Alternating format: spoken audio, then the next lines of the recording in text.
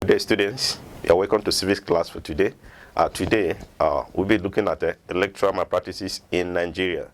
During our last lesson, we actually tried to look at the election and the various types of election, whereby we define election as a process whereby members of a society or community choose or elect their leaders, or the process whereby the citizens actually nominate who actually represent them in the government of the country.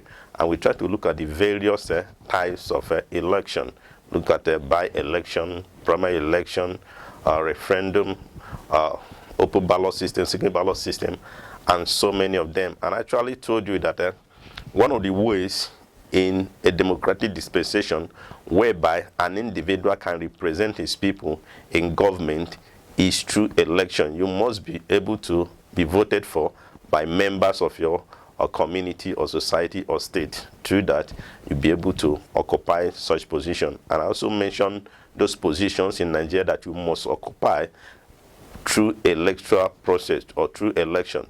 For example, the office of the president, the office of the governor, the members of the legislature, either at the federal or state levels, and at the local government levels, somehow local government chairman, councillorship positions. These are positions that before you occupy it in a democratic dispensation, particularly in a country like Nigeria, you must be able to go through election. So today we're going to be looking at electoral malpractices in Nigeria. What is electoral malpractices? Electoral malpractice has various or different definitions. You can define it as the various electoral irregularities that actually disrupt the conduct of free and fair election. The various electoral irregularity or violence or misconducts that actually disrupt the conduct of a free and fair election. Actually, election is expected to be free and fair.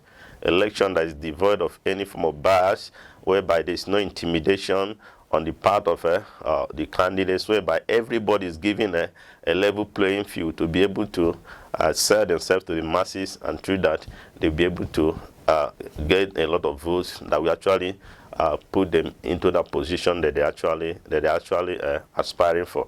So those activities or this misconduct that actually disrupt the conduct of free, that makes an election not to be free and fair, is actually called electoral malpractices. You can also define electoral malpractices as the manipulation of the electoral process by the Electoral Commission, political parties, candidates, and security agencies. The manipulation of the electoral process by the Electoral Commission, political parties, candidates, and security agencies. So either or all of these institutions or individuals can actually help to manipulate the electoral process in a country. So can actually help to manipulate the electoral process in a country. We have various forms of electoral malpractices. We have various forms of electoral malpractices. It comes through so many dimensions. One is through the use of fake ballot papers printed by candidates or political parties illegally in order to actually gather more votes for themselves.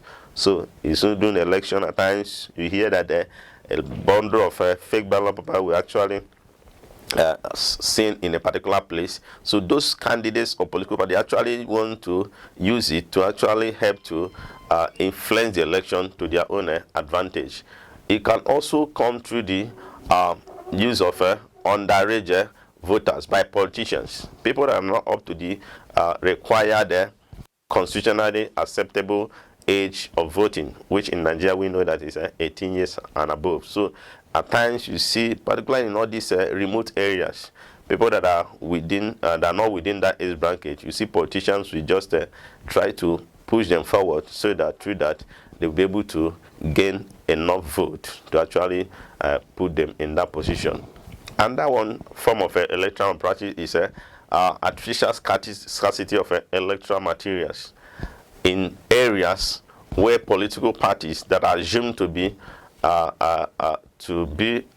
in opposition and have enough grounds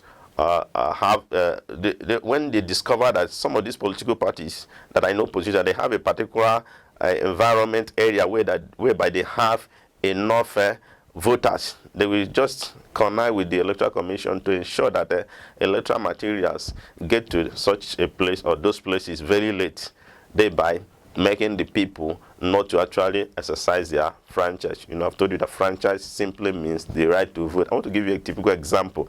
For example, let's say that an election is actually going on in Ekiti State today, and APC is actually the ruling party and PDP is an opposition party. Let's just say that APC or PDP has its stronghold in places like Bonyi, local government, places like that.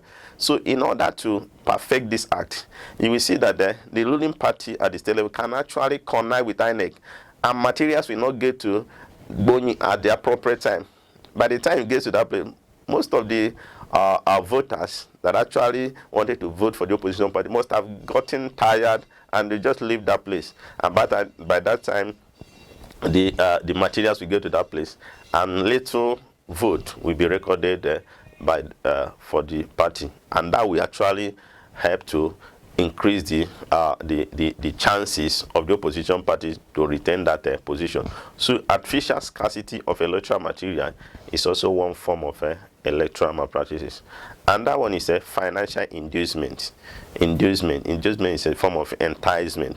That is the act of using money to actually influence the mind of an individual to do things that are actually against his or her will. For example, you see in Nigeria election has been monetized, whereby the highest bidder gets what he or she wants. So at times you see that at the polling unit, you see people spreading money. Somebody that actually decided to go to the polling unit with the intention of voting for a particular candidate. Once that person goes to that place and a little money is actually flashed to that person, you see that so many, as a lot of the poverty level in the land will actually dance to the tune of those people, those money back. So financial inducement is actually a form of electoral malpractices. And again, that form of electoral malpractice is announcement of the winner of election. And at times you see when a candidate actually wins an election, once that person is actually rich or influential or has a very important position in the society, he may even connive with the Electoral Commission, and they will just announce him as the winner of that particular election. And despite the fact that he or she was not the one that actually won that election, they believe that no problem, just announce me. By the time we get to court, I would be able to make part of the amount that I actually invested in that election. There's a story that that was actually told of a candidate. Then that was in 1999 to 2003 election or something. Beyond that, they said that the man actually contested for senatorial position in one of the riverine area in Niger Delta State. And I heard that the man actually went to the resident electoral commissioner after the election and asked him, just announce me as the winner of this election. I'm ready to give you any amount that you actually feel that this actual action actually was. The resident electoral commissioner actually declined that offer, and one of them, who happens to be his assistant, just said that just allow me, I will declare it. The man was of the opinion that once you declare that election, by the time we finish in the court process, then the court process will take years, up to 3 years before you finalize it. I would be able to make all the amounts that are actually invested in this election. And the man, out of pressure and out of intimidation, and he actually yielded, and his deputy actually announced the man as the winner of the election. And after that, the man was actually parted with a lot of money. And they say that few months after, the man that actually won the election sent talks, and the man was actually dealt with. According to the story, the man was in the hospital for close to half a year as a result of that. So, and the man was actually declaring, he stayed there for close to 3 years. And by that 3 years, he was able to make a lot of money from his investment. So announcement of wrong candidate is actually a form of electoral malpractice. And that one there, snatching of ballot papers by thugs. You see a lot of thugs, hoodlums, positioned by the political parties. They go snatch ballot papers, particularly in areas where the opponents actually have an upper hand. And that one is a detention of some candidates before election. It's also a form of electoral malpractice. Sometimes before an election takes place, particularly a night or a day before an eve before the election, you see that the ruling party will connive with agencies. Remember the definition I gave to you before. That is the manipulation of the electoral process by security agencies. They are part of it. So they will connive with the security agencies. They will go to places where the opponents or the main financiers or the main leaders of the oppositions are, and they will detain them, so that by the day of the election they will not be able to mobilize supporters to actually help them to win that election. So detention of some candidates happens to be one of the forms of electoral malpractice. So we're looking at what are the causes of electoral malpractice. Why do people actually engage in electoral malpractice on that? So we know that one of the causes of electoral malpractice is lack of independence of the Electoral Commission. The Electoral Commission as a body is expected to be independent from any external influence, either by the executive or by the legislature or by the judiciary. It should be a neutral body. But due to the fact that the INEC officials and the electoral commissioners is actually like the INEC chairman is being appointed by the president. So sometimes the executive will influence the decisions of the electoral commissioners to actually yield or dance to their tune. So lack of complete independence of the electoral commission happens to be one of the causes of electoral malpractices in Nigeria today, particularly in Nigeria, because this body is absolutely not independent. And if you look at the way the commission is being formed, the leadership, is actually something that a president must appoint the INEC chairman. The INEC chairman must, through the National Assembly, be satisfied as qualified, and definitely he has some element of loyalty to the person that actually appoints him to that particular position. And that one is it could be electoral malpractice may be caused as a result of corruption on the part of the electoral officials who actually want to get rich at all costs. A lot of our electoral officers, particularly during election period, they know that there are a lot of money in the hands of these politicians to spend. So they're also waiting for the opportunity. They seize that opportunity to also gather their own part of the wealth.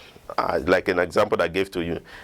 So a lot of them actually corrupt, and they see it as an opportunity to actually amass wealth. So corruption on the part of electoral officers is actually one of the causes of electoral malpractices in Nigeria today.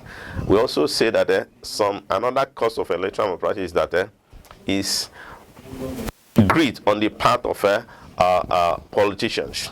A lot of politicians rig election because they want to get rich at all costs. They want to reach themselves once they win that position. So a lot of them, as a lot of fans, they've seen politics as something that is lucrative. Particularly in Nigeria, we see a lot of people go into politics, seeing political office as even a career, unlike an avenue to serve the people. So a lot of them have that mentality that they are going to occupy that position just for their own selfish interest. So they want to enrich themselves once they get to that particular position.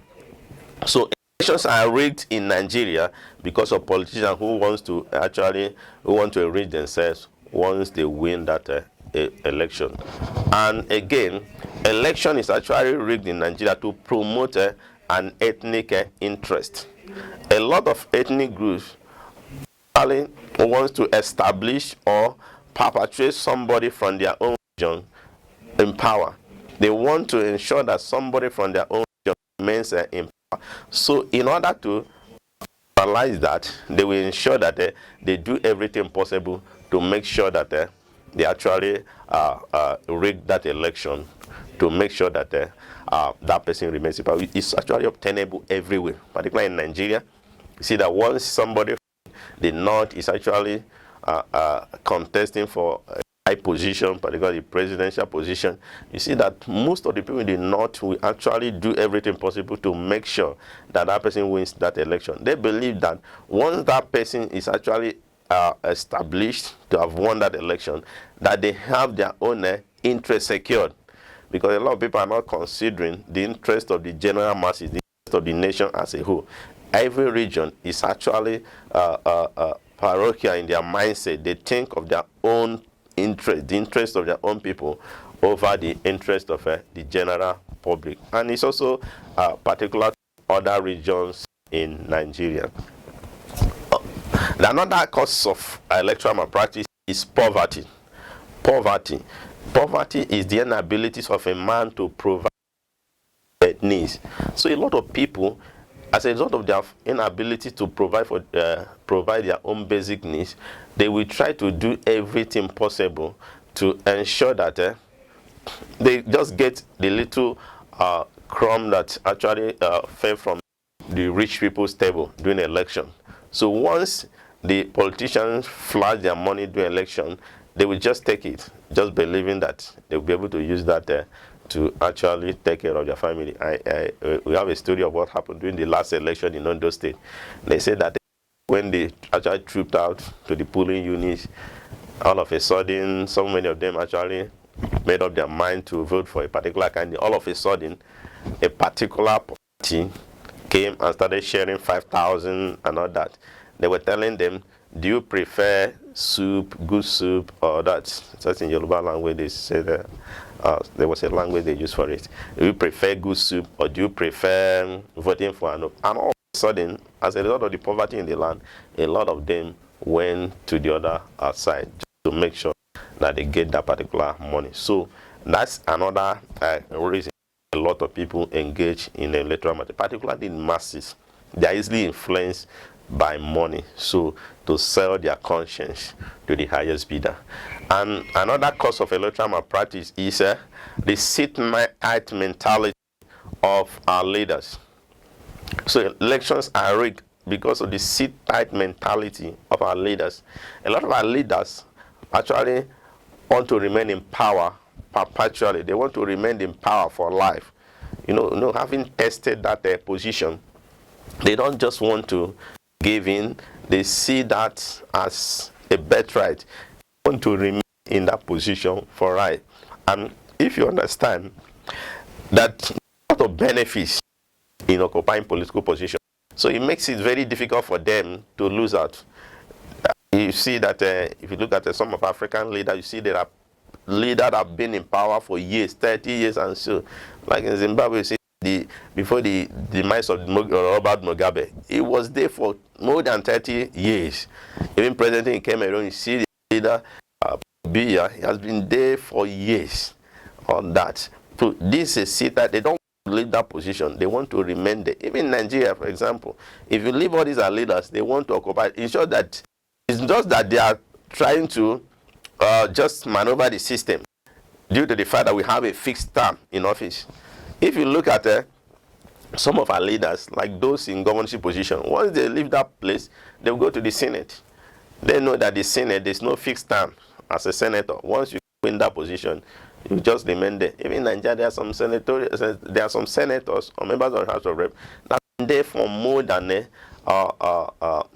16 years, and they are still counting. They actually see that as a birthright, and they be enjoying it. So that sit-tight mentality among our leaders actually makes it easier for them to actually do everything possible to influence the electoral process to their own advantage. So we'll look at some of the consequences of electoral malpractice. What are the consequences? We are looking at the negative consequences of electoral malpractices. So we said that one of the consequences of electoral, or one of the effects, or the negative effects of electoral malpractice is that it actually at times brings a wrong candidate to power who may not be able to perform. So at times, as on the ground of irregularity, the wrong candidates may actually emerge as the winner of that election, and he or she may not be able to perform. And that one is that it may also it may not be able to help the people to enjoy the dividends of democracy. So when someone comes through electoral malpractice, such a person may not be able to deliver. Such a person may not be able to deliver some of the benefits of democracy. There are a lot of benefits in democracy. a lot of them that will not be counting. There's freedom, there are opportunities that are actually meant for the people to actually enjoy. You know, there's a saying that the worst form of the democracy is far better than the best of military rule. So such a person may not be able to deliver the dividends of democracy to the people. Another consequence of electoral malpractice is that it may lead to political violence, because the people will react when their mandate is stolen. Electoral malpractice actually happens. You see that at times the people that actually lost out, if they are convinced that they actually won the election, at times they will take laws into their hands, and before you know it, there'll be violence, the destruction of life and property. It has been a case in Nigeria in almost all the elections, even at this local government level. I heard of a story that of what happened in one of the local governments in Ekiti State during the last local government election, and whether a councillorship position or something like that in one of the local government in Ekiti State. I heard that a lot of properties were destroyed just because I heard that the candidate of the governor actually was presented as against the candidate of the people. The people actually had a candidate. Why the governor had his own candidate? So there was a fracas at the end of the day that actually led to a lot of destruction of properties and so on. So when a lot of people react when their mandate is actually stolen, and it's particular to human beings. A little child, just like look at a little child, just give something to that little child and you try to take it back from that child. You gave it to that child. You see that child, he will try to react over that particular issue, because that child thought that or believes that there has been a transfer of ownership by you giving it to him. So you taking it back is like a forceful way or depriving him of his privilege, and he will react. That is just the nature of humans, particularly when it comes to a political position. So a lot of people react when they see that their mandates are being stolen. And again, another consequence of electoral malpractice is that the government may be autocratic and in an attempt to actually perpetuate itself in power. The government may become autocratic. Autocratic government is a government by force. A good example is military rule. But you see that even in democracy, that form of autocracy is being exhibited by some of our leaders. They started arresting people. They start infringing on the rights of citizens. They start silencing the media and other groups that actually help to champion the masses. So they do that just to make sure they silence, so that they continue to remain in power and perpetrate their awesome acts. So a lot of people, a lot of government become autocratic on the ground of just to make sure that they actually position themselves in power as a result of the fact they came to illegal means. Because that shows that they will not enjoy legitimacy. They will not enjoy the support of the masses, because they were not elected by the people. In order to make sure that they actually endear themselves to the people, they use a lot of unwholesome act to do that. And that one is that another consequence of electoral malpractice is that such government may embezzle public funds and actually loot the treasury, empty the treasury of the state. So when a government actually comes through illegal means, and then you see that they start embezzling public funds, because they are not accountable to anybody. They are not actually thinking of, oh, I'm going to come back next time. I still need the support of these people, because that would have actually made them to at least do things according to the laid down rules that actually govern the society. So a lot of governments may embezzle public funds and actually loot the treasury, like what has happened in Nigeria in the past, during military era, during some democratic dispensation in Nigeria. You see a lot of people that actually, even presently, people are still embezzling a public fund, because not that they were not elected, but it has become norm today.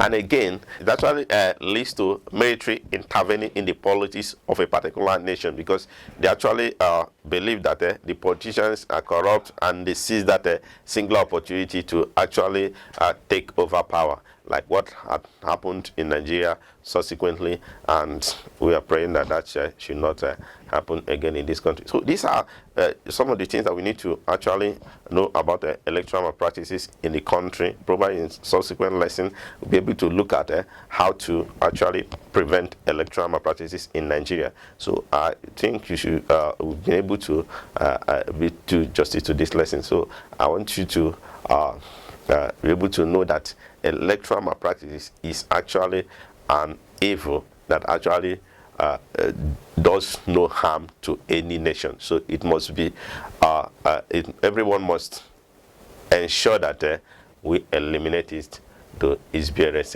minimum in Nigeria. Thank you and God bless you. See you in next lesson.